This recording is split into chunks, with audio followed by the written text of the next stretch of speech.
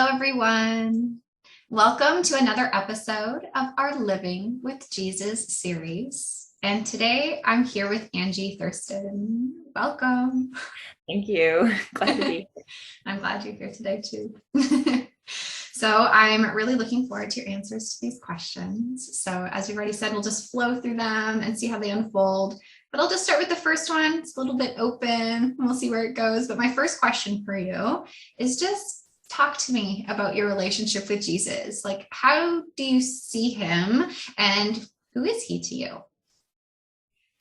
Okay. Well, first of all, it's just such a joy to get to talk about that. So thanks for creating a space where we can do that. Thank you. And I think I'll open with a confession in a way, which is just to say, I do feel like my relationship with Jesus in many ways is still very young. I feel as though I am just beginning to know him and to know his spirit and his power and how much is available in that relationship, despite the fact that it is a relationship that I have been cultivating to some degree throughout my life. So I feel excited. It just feels like something that is beckoning as I go forward in the next chapter of my life, that this relationship becomes richer and deeper. But already I can say that my relationship with Jesus is centered in friendship, and I find him to be my ultimate inspiration. So it's like having a friend who is also the ultimate role model at the same time and the best listener in the world. So I would say those dimensions tend to be at the center of my relationship with him. I also find that I take great comfort in his presence and his spirit. So that dimension of him as the comforter feels very alive for me. And more recently, I've also been both feeling and learning more about his role as a protector. This, that feeling that he sort of stands for and with us is also a very important part of my relationship with him. And I think the relationship that's available to us. So I guess the last thing I'll say on that is just that a lot of the time when I spend time with God, and oftentimes lately that has taken the form of taking a little walk I live in the suburbs of Northern Virginia, but The developers were very thoughtful in leaving a walking trail. And so you can sort of have the feeling of being in the woods, even though there are subdevelopments on either side of those woods. And so I'll go walk in the woods for 20 minutes every morning, or as close to every morning as possible. And one of the things I've noticed is I'll spend that time in conversation with God and working out the things of my life. And oftentimes when I'm faced with a predicament or a decision or a relationship or something where I don't know how to proceed, when I'll pray for guidance from God, a lot of the time what ends up coming through is essentially something that takes inspiration from the life and teachings of Jesus, right? So I find this remarkable dimensionality to the nature of God, where there's something about when I pray to the Father, to the kind of transcendent dimension of God, that I'm directed to the Son, to this dimension of God that is there with me.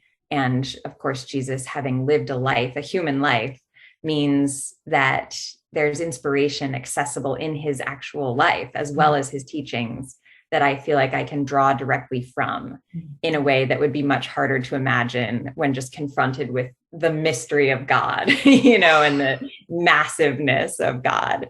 So that's the final thing I'd say. It ends up being, in a practical way, extremely useful to be able to turn to these stories and parables and teachings and experiences and ask myself, okay, what inspiration might I draw from that? I love that so much. I agree with everything.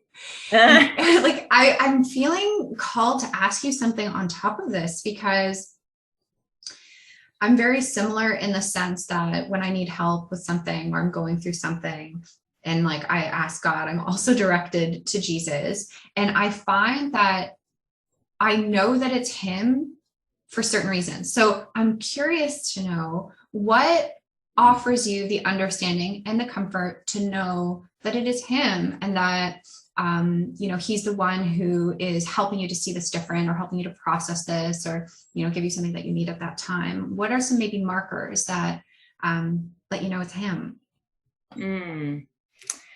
That's a great question. There are certain qualities and characteristics that come through regularly, that feel like signals. I mean, on some level, this is a faith relationship. So the knowing is on a spiritual level. And so it feels important to say for each individual, I think that this is going to come from personal experience. And my personal experience of a sense of knowing that it's Jesus, or it's the spirit of Jesus, is probably may have a different flavor because of my relationship than it would have for someone else. But for me, a couple of things. One is that I associate him with the spirit of truth. And so often when there's a quality of knowing that is that just feels deeply infused with truth, I associate it with Jesus. I also associate him with mercy and peace. And so when I have experiences that have the flavor of mercy, or of feeling a recipient of mercy, or when I experience an expansion of peace, I connect it to Jesus's spirit. And I also, I came to a relationship with Jesus originally through the teachings of the Urantia book, which I was actually raised with. My parents both read it before I was born. I can talk more about that or not, but just to say, like, one of the things that the Urantia book teaches about Jesus is that he lived a life here on earth. He had a bestowal here on earth, but that he has, his particular unique personhood transcends the one life that he lived on earth. And so there's a quality of him that is of a creator quality, that goes beyond what we got to see while he was here. And so I also, I feel connected to Jesus when I'm actually doing work in this realm, in this world, to try to enact God's will. I feel like Jesus set that example, led in inspiring us in the way that he kind of left this world with so much through his life. And he was so consecrated to doing God's will in his life. And the impact of his very short human life has been so profound over centuries. And so when I'm actually engaged in what feels like God's work, creating through my personality in my little way, I feel connected to Jesus because he was the master of that. He did that work in a way that all of us, I think, can gain inspiration from. Does that make sense? Oh yeah. I'm grasping at like that.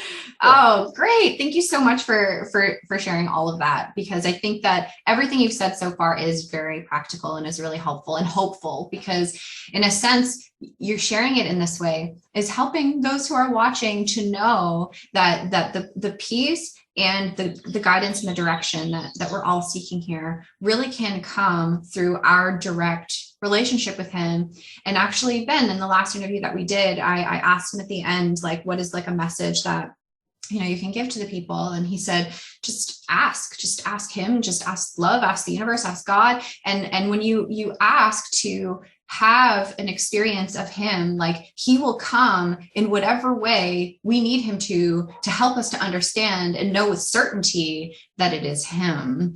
And so everything that you shared is like right on. And like, that's exactly how I've come to know him too. Like he's the comforter, he's mercy, that like peace comes with him. For me, I always say it's a yes, yes, yes. Like, you know, he always shows me like that, like, yeah, just with this conviction and knowing that truth is true and I can trust that. And I completely resonate with what you said as well. And people on this channel will recognize, I say this all the time, but you saying in the end there too, that you can feel his presence and you can feel his guidance when you're doing your part, whatever your part in your life is to do to be of service, that you can feel him most in that. And I completely agree with that. Like even these videos, for example, like I could just feel him so strongly in this whole process and in everything else I'm doing. And I've always said that the reason why that is so is because we can find it both in the Bible and of course the miracles. And I'm not sure if Urantia, but probably, but the idea of the golden rule, right? Like as you give, you receive. So when we're in that position of being of service to our brothers, we are in the law of God. Like we are in the will of God. And how could we not, feel the presence of our brother and each other's and love itself when we're in that place of service? And so thank you for bringing that very important part up because that's everything to me. Yeah. Well, and I think that's part of why I feel like in some ways my relationship with him is just beginning, is because I have had to get out of my own way in terms of actually turning my life over to God and dedicating myself to service. And the more that I do that, the more that I feel the connection and the kinship with Jesus. But when I am inhibited by fear or inhibited by, things around reputation or whatever I may think matters, then I feel farther away. And so the drawing power that Jesus has in my life continues to grow the more that I actually experience what it feels like to live in that alignment. Then it becomes very attractive. Yeah, exactly. Oh, I want to do that more. I want to know you better. And so it definitely, it has an attractional quality. The more I find, the more that I do it, the more I want to do it. Yes. Amen. It's so true. And you even literally like said a thought from the course. And I don't think you've read or taken the course, which to me just points that truth is beyond a book, that like Jesus is bringing us to the truth beyond form. But like what you said was, I step back and I let him lead the way, basically. That's exactly a thought from one of the lessons of Course in Miracles. I step back and let him lead the way. Like that's a practice. Like we're not accustomed to doing that in this world. That's right. I didn't go to school and learn how to do that, but it is definitely that if we are on the path and want the goal of peace, I have found that the only way to have that and attain that is by stepping back, is stepping out of my own separate will, being directed by my own voice and wants and needs and things, but instead to like step back and let him lead the way, let love lead the way, let God's will lead the way. And at first that can be a little bit nerve-wracking because it's in the uncomfortable. Like it's something that's new. And when things are new, it can definitely be a little nerve-wracking. But like you said, the more that we do it and the more we extend and the more we're in service and, the more we go on those walks and like cultivate that time to listen and to receive, like it does become attractive and so exciting and enticing, and it just increases. It's always this energy of like ever increasing love and gratitude. Right. And so yeah, I love this. Yeah. Well, and I'm curious, I don't know if this resonates. For me, it starts to feel like a partnership. Yeah. Where because I do think that each of us, I was just saying to you, I take such delight in getting to see what you're creating in the world. And there is something that feels like a unique imprint that is yours, that you're expressing. And I think that we each have that. Yeah. And so it's like a consecration of my will to God's will. It's a partnership between the two of us in a way that, at least in my experience, it feels like rather than negating my will, it actually uplifts and dedicates and devotes my will to the source of creation, to the love that we are, from and destined to discover and bring into being. So I think it also feels empowering. Yeah. which is important on the level of self-worth as well, because there's a feeling that, well, I actually do matter, not in an egotistical way, but in a sense of I'm here for a reason, and my contribution to creation is needed. And my expression of spiritual values is needed, as is yours and as is each one of ours. So there's a deep worthiness that can come out of that relationship, I've found, that feels very important, especially given how many of us struggle with questions of self-worth and value in the world. Oh, you said that beautifully. And I completely agree. That's what it is. It's almost like it is a partnership. It is a relationship. Like it is like a knowing that like I have the ability to choose and decide to either follow, the greater plan that I am a part of, that I have a part of, like that I have a part in, that I, like you said, like it matters the role I have to play. Like another thought in A Course in Miracles, you'll realize I throw these things in all the time. But it says like one of the thoughts in there as well is like, my part in God's plan is essential. No, wait, I have an essential part in God's plan. Something like that. Right. But it points to the fact that like we have an essential role, like an important role that only I can fill. I can only fill my role. You can only fill your role. Everybody else can only fill theirs. But I need yours and you need mine and I need theirs and we all need each other's. And like we couldn't do this without each other. And that feeling is so empowering, because now it's not like, oh, I'm doing my life all by myself and it's hard. Life is hard doing things by ourselves. But when we realize that we can do life with each other and we can do like with God, and even if it's just with each other's faith and with each other's demonstration. And like, I even said to Ben last time I saw him, just talking about all these things that, I want to do in the world to, bring unity and peace. And I'm like, wow, that's so many other things I have to do other than what he's already given me. And then Ben shows up. I'm like, that's why I'm not doing them, because you are, like it's this feeling of like, we're in this together. Like this is that we're doing this together. And Jesus, like he promises us, like he's never left us and he's still with us. And so this is how we demonstrate that. This is so beautiful. Okay. So I feel like the next place I want to lean into is I would love to know a little bit more about your story and how you did come to, Urantia through your parents that you already said, and then ultimately through Jesus. So my main question is, how did you come to accept Jesus in your life? Like how has really embracing this relationship with him changed things for you? Mm-hmm. Yeah, it's a beautiful question. So as I mentioned, I grew up in a home where both of my parents were spiritual seekers and had found the Urantia book by the time I was born. And for those who don't know, the Urantia book is this 2,000-page tome that was published in the United States in 1955. So it's a very, as such things go, it's a pretty new book. And it's kind of a textbook on the universe. It covers a whole range of things from the religious to history and cosmology and geology. I mean, it's really quite, it covers a lot of ground, you could say. But the parts that have always been the most compelling to me have been the parts about what it is to live a spiritual life and the spiritual resources and endowments that are available to us. And out of that 2,000 pages, about 700 are on the life and teachings of Jesus. So there is a very significant portion of this text that is devoted to Jesus and to how he lived, what he taught, what he left us with, etc.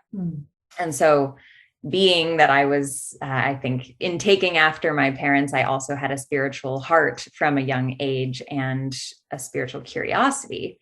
And this was the central text in our home. And it's not the foundation of an organized religion, but it is, it's funny, I think in some ways there are similarities to A Course in Miracles in that people will get together and they will study it and they will try to live by its teachings on a personal basis. And it can be really wonderful to find socialization around these teachings because having community makes such a difference, right?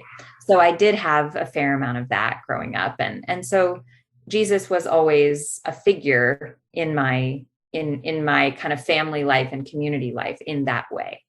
And so I did grow up just learning stories from these particular teachings, which is, in this space, I know this isn't unusual, but in the broader culture, I think it is the idea of growing up knowing about Jesus, at least, without being Christian and without actually having any exposure to the Bible. I was completely illiterate when it came to. Yeah. So it's just in some ways, a kind of unusual way to come to Jesus, at least at the beginning. And so I think, as happens when raised on a particular path, I think I imbibed this information, but there came a point where I had started putting the Urantia book in the past tense, saying, it's what I was raised with, or my parents found this book or whatever. And so by the time I was in college, even though it still kind of formed the framework for my reality, I didn't study it. I didn't really talk about it. I didn't, consider it my identity. And yet I was also when it came to my, late teens and early 20s, I was very lost. And I moved to New York after college, and I was working in the arts, and I was in a very secular context. Just, people didn't have conversations amongst my peers about religious things.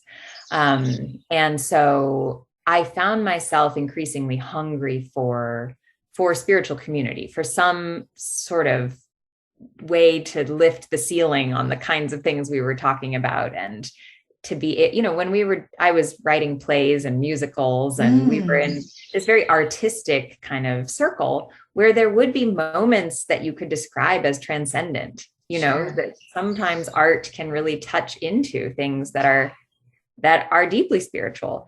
But I found that there wasn't access to that conversation, or I didn't know how to open that conversation myself. And anyway, so it was at that time that I re-examined the Urantia book with the mindset of, okay, what do I make of this thing as a 24-year-old or whatever I was? Can I just discard it? Have I moved on, or is there something in it for me now? And so it was through studying it again as a young adult that I began to come to the kind of inconvenient conclusion that it did seem to resonate deeply with my experience of life so far, and that it seemed to be presenting content that felt true, and that it wasn't asking me to throw away parts of myself. I could still think for myself. I could still feel what I felt. And yet it was inviting me to consider my life through the lens of things like service, and through the lens of through questions about how am I expressing God's love in my life? And so it was really in that chapter, I would say, that I came to a different, I guess, finally a felt relationship with Jesus. And the most specific way that really happened was that so as I mentioned, I was writing plays and musicals. So I ended up applying to divinity school and going when I was 28. And so I made a very big shift into, okay, I'm going to make this not only what I believe, but what I do with my life. Wow, good for you. And so it was in that transition, right, the summer before divinity school, I actually wrote a musical based on the life of Jesus. And in the Urantia book, it actually goes through every year of Jesus's life. I didn't know until I got to grad school that there are these like lost years of Jesus's life, because I just had grown up with it being like, and year 14 and year 15. So it's funny. But it also, one of the things it says, which I think it does mention like Jesus's brothers at one point in the Bible, but in the Urantia book, it says he had a whole bunch of younger siblings, and that the youngest one was named Ruth, and that Jesus and Ruth had a really special relationship. She was kind of the only family member, because Jesus did all kinds of sort of radical and confusing things over the course of his life that went against the expectations of people around him, including his family. And so there are just some beautiful vignettes about how Ruth, despite being, I think, like 15 years younger than him and all of this, her faith never wavered. Like she just always believed in him, in his mission, in what he was pointing to, and that he genuinely took solace in that. The part of Jesus that was a man, that was, that human and divine, that man that he was, like, he took comfort in the faith of his little sister. So that was the story that I turned into a musical when I was, 27, 28. So it was really through that summer that I just spent a different kind of time with the life and teachings of Jesus, right? Like I was really examining all of these different passages and chapters of his life as they're described, in the Urantia book, but then also, it was also a time that I was beginning to deepen my personal relationship with God. Yep. And so there was a quality to that time. It was one thing to consult a text, but it was another thing to have this prayerful time and to really be asking, what might I do to bring this story to life? Yeah. And I had to have a relationship with Jesus in order to do that. Yes. So I think that really became the foundation for me developing an ongoing relationship, both with, to really feel, I guess, his spirit in my everyday life. Oh, thank you so much for sharing that. That's so inspiring. I love musicals. My daughter's all into singing. And I think that that's beautiful. And I hadn't heard the stories about Ruth. So definitely, I'm even going to make a note for myself, because that just sounds like something very inspiring and something very, very relatable, for people. Too. Yeah. Oh. Yeah. I was very inspired by her loyalty. It was, a beautiful thing. Yeah. Oh. Well, in regards to kind of, I guess just more of like a practical, you've already shared that you definitely go on walks with him and communicate with him there, and he, you feel his presence in your life. Is there anything else that you would say that you do in regards to bringing him into your life for your work or parenting or anything like that, that, people maybe also can kind of learn from and maybe kind of relate to? Yeah, well, this again feels very much like a work in progress, but I want to share it with you, and, maybe we can even explore, what more could be done here. But one of the things that I find so inspiring about Jesus was the way that he cultivated his character over his lifetime, and through his connection to God and to all of the spiritual forces that we have access to, such that, when he was literally suffering physically and emotionally and spiritually, right, when he was at the end of his life and, experiencing kind of a pinnacle of horrors, that he could say in that moment, "Forgive them, Father, for they know not what they do." That I don't think you can be that way in that moment without cultivating those qualities of character over a lifetime. Yes. And so I have really taken inspiration from Jesus when it comes to the cultivation of my own character, as well as asking questions about how might I be of service in helping others to do that as well, because it feels like a dimension of our lives that's not as addressed as I would like it to be when it comes to, our educational systems and our professional development. And I guess, when I'm speaking about character, because you can talk about character in a sort of secular way. Sure.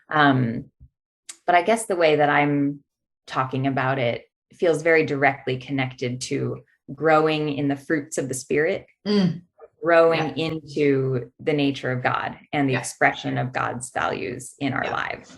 I have a friend and mentor by the name of Tom Choquette, who also studies the Urantia book, and he has helped me in thinking about spiritual values. What are spiritual values? And he has a little triptych that I find useful, where he says spiritual values are they're available to everyone, they are enacted in relationship, and they lead to love.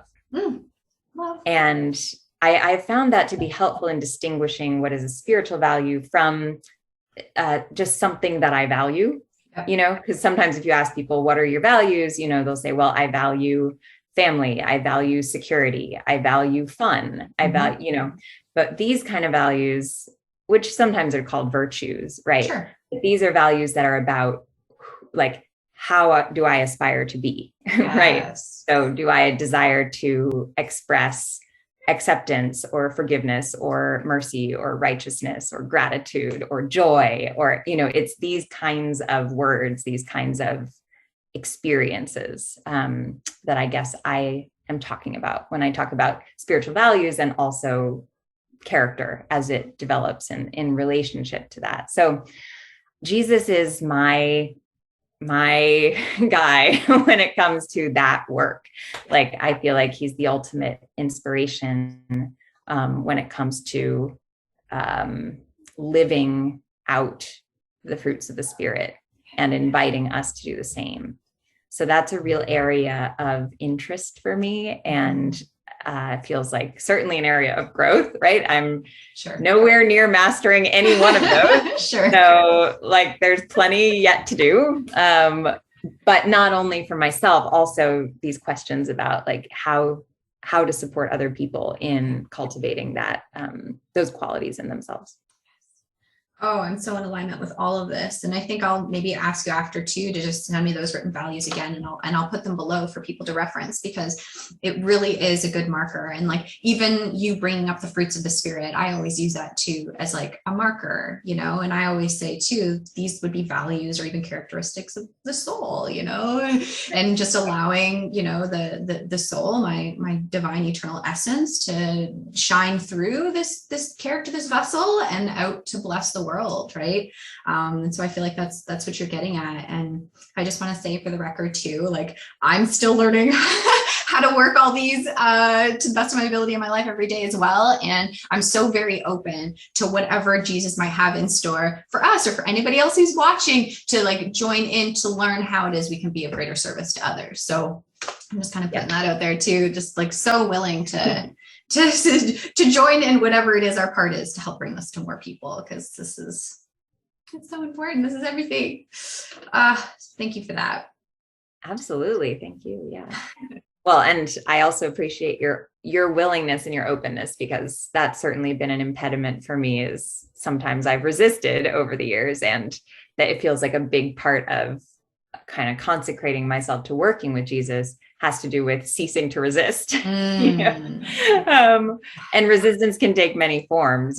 Sometimes it's laziness, sometimes it's fear, sometimes it's essentially like obstinance, or I don't feel like it, I want to do my way. And so that coming back to and this is what I see so clearly in his life and how he lived it, was that at every point he could have chosen his way.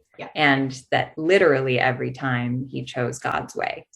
And that is what we get left with, is like, here is someone who every time chose God's way, and look at what is possible when we do that. Look at what is possible. Amen. There's another thought in the course that says something to the effect of like, the main difference between Jesus and us is that he had God's will. He accepted God's will for himself and nothing else. And I always find that so powerful, that I feel too, though, and this is why Urantia papers fascinate me in regards to like his life experience, but how he was able to, because he also was obviously a man as well as being the divine Son of God. And so like, we even see stories in the Bible about him going to the desert and being tempted, whether we want to call it tempted by fear or tempted by the ego, and him always choosing God. And so I feel like everything that you're saying, like, we can learn so much from him, that if he was able to get to the point where he was able to accept God's will and nothing else, then that gives so much hope for us. Because he also says, like, these and greater things shall you do, right? So I feel like he's preparing us to be able to live, a life, like his, but like our own flavor. I love that language. Our own flavor in whatever way that's meant to look like and be represented here. but that's something that we can set as like our goal, like something that we work toward. And I feel like part of working toward that goal is like you've already said, like mercy and like gentleness and patience. We're going to hit our roadblocks. We're going to make mistakes, but that's why he's given us forgiveness, and why reminded us of what he said on the cross is because he knows that he knows we're going to make mistakes. So part of it is just, being gentle and just doing the very best we can each day. And that will lead us closer and closer to being able to reside in that space of, I'm following God's will and nothing else. And I trust that so fully. And I love seeing it working in you and working with all the other people that I'm having conversations with. And it's just perfect as it is. So yeah, this is so important. Thanks, Brittany. Thank you. All right, I think I have maybe like 2 more questions here, but one of the questions that I always find interesting, because everybody answers this question a little bit different, but how do you view Jesus's role as teacher of humanity? Or do you view him as teacher of humanity at all? Kind of how would you look at that question? Yeah. Yeah, it's a great question. I like that you go straight to the heart of the matter. It's awesome. How do I view his role as teacher of humanity? Well,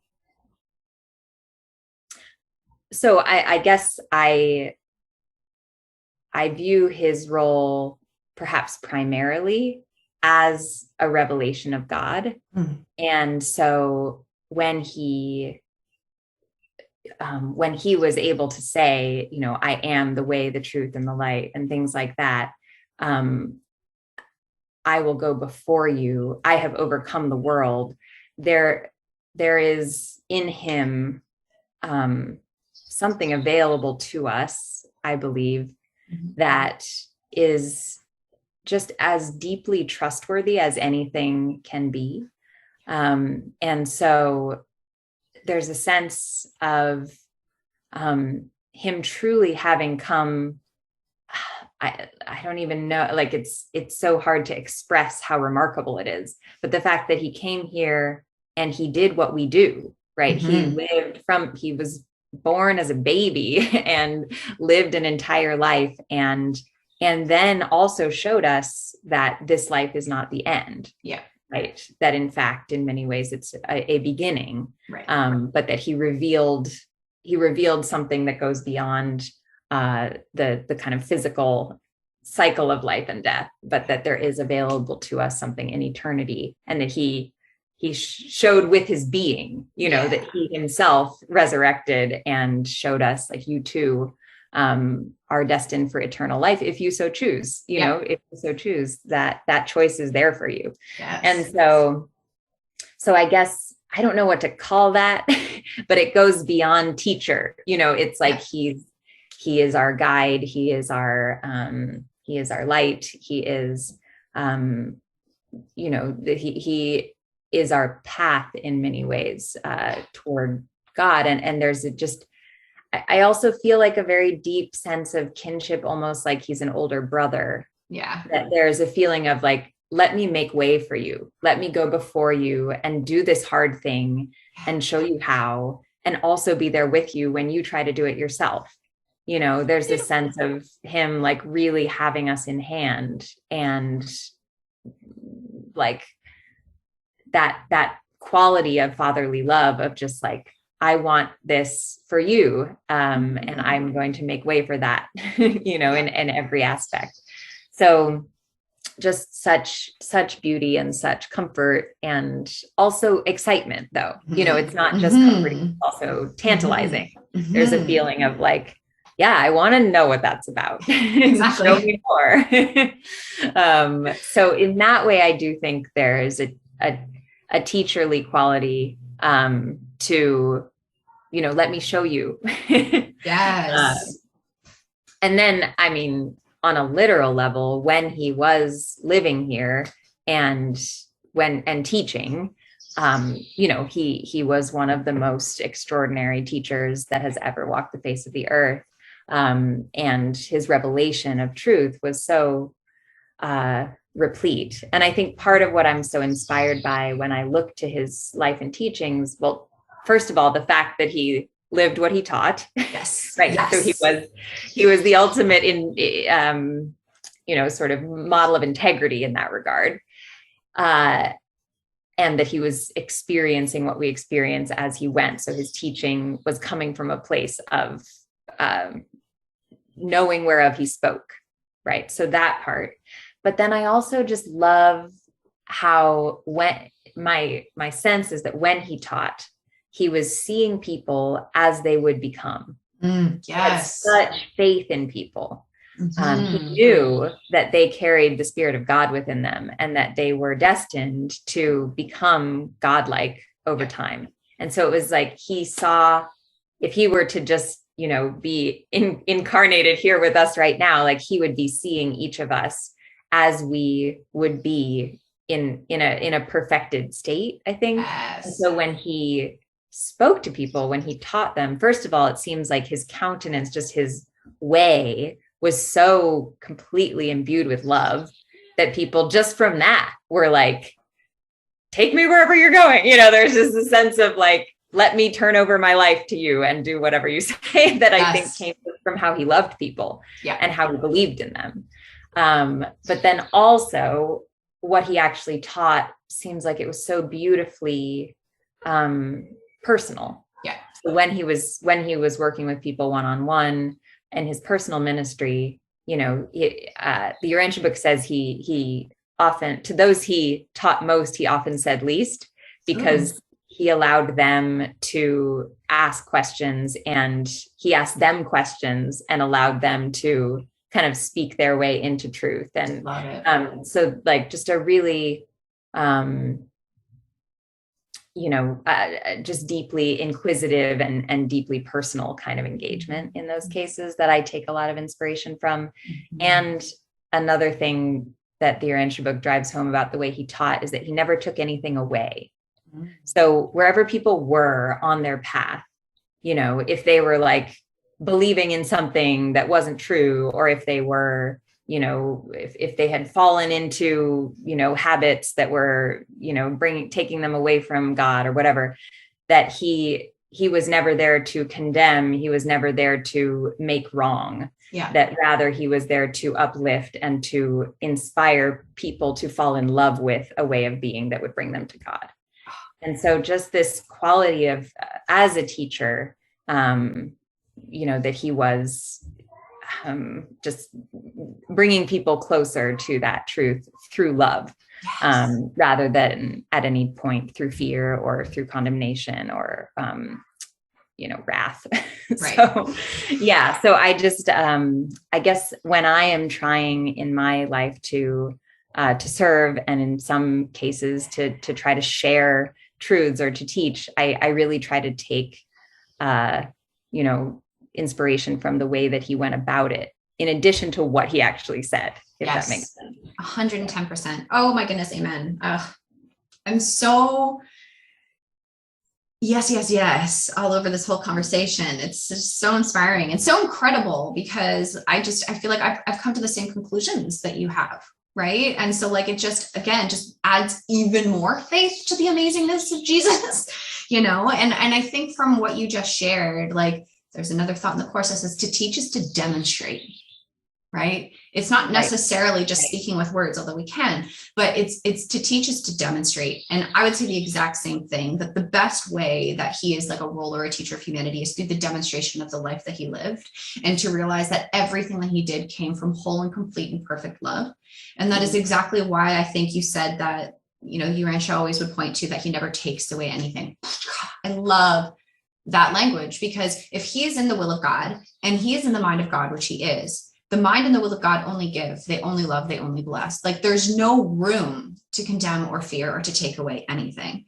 Right. And I find actually, like, I also part of this mission through like forgiving my own relationship to food, because we got to forgive everything, right? Food was a big thing that I really struggled with for a big part of my life. But then part of the correction to that is he's helped me to be of service through my business, Full and Healthy Kitchen. And one of the main principles that he gave me to give to others was to not begin by taking things away, but we begin by adding in new principles, new approaches, new perspectives, and then slowly whatever is, the mistake or not helpful will fall away of itself alone, because truth has become so strong and bright and light in your mind and your heart and in the way you want to do things, that it just naturally takes over everything. And I feel like it's the same way when he says he is the light. Like when the light shines, just like when you have like a dark room, you turn the light on, like the darkness is gone. Like we don't really have to try and like tinker or fix the darkness. We've literally just got to shine the light and the darkness is gone. And I feel like Jesus was the perfect demonstration of that. And the last thing I wanted to point out of what you brought up was how you said that he always would see people as they are to become, I think was the language that you used.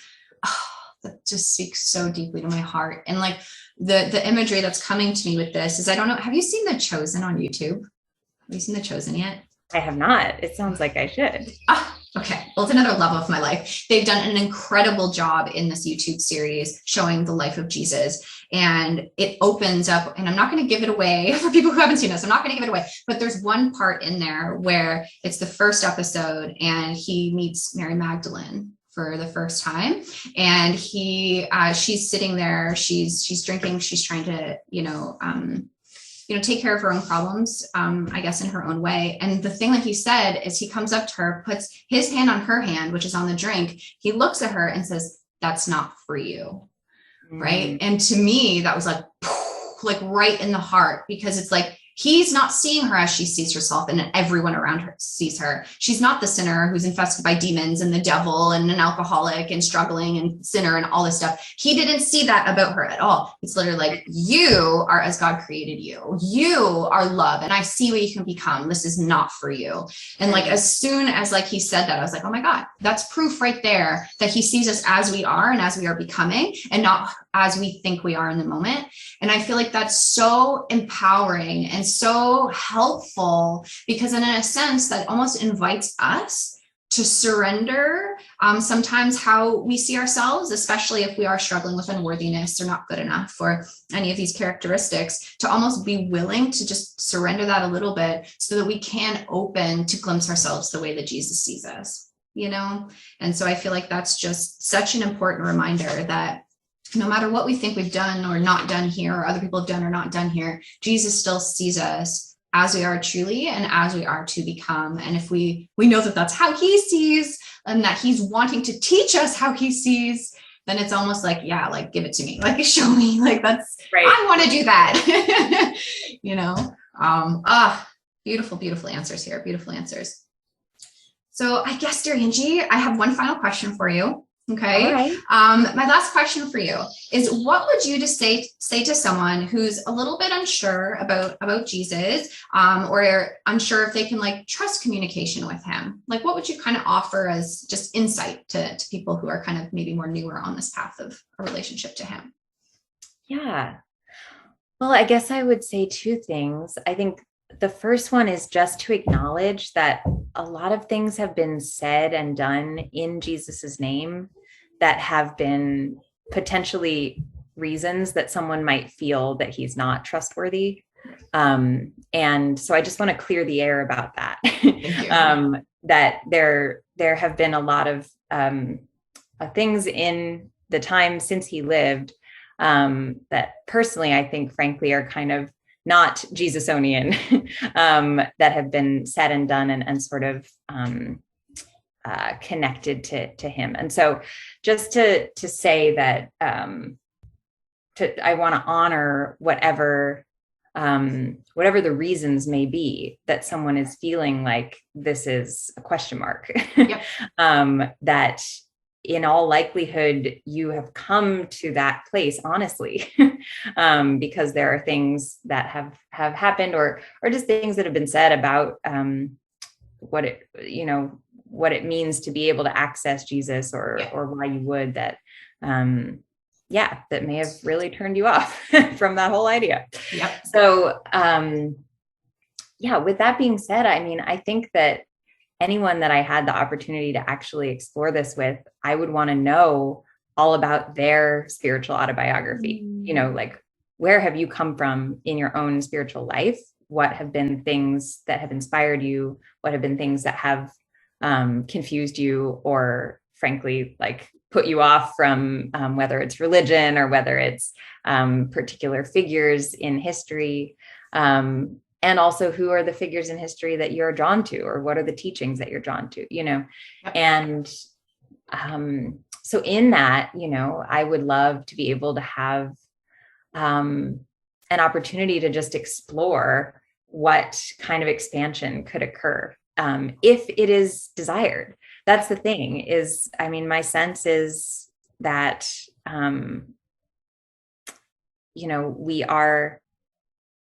we are invited to take the steps that feel that they're in deep authenticity and integrity for our lives at any given point. And so I think the last thing that I would want to do is sort of,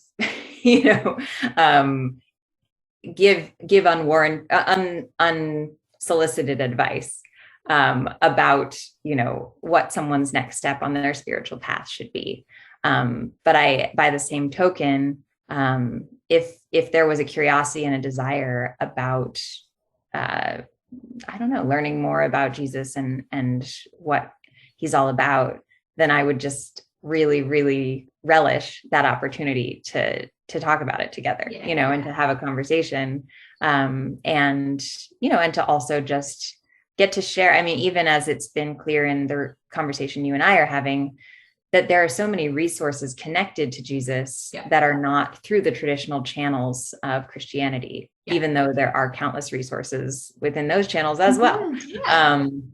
But just that, I think the possibility that you're making so clear in this series, that you can have a personal relationship with Jesus, regardless of your religious affiliation or lack thereof, that is available to you, I think, as a right, as like a spiritual right.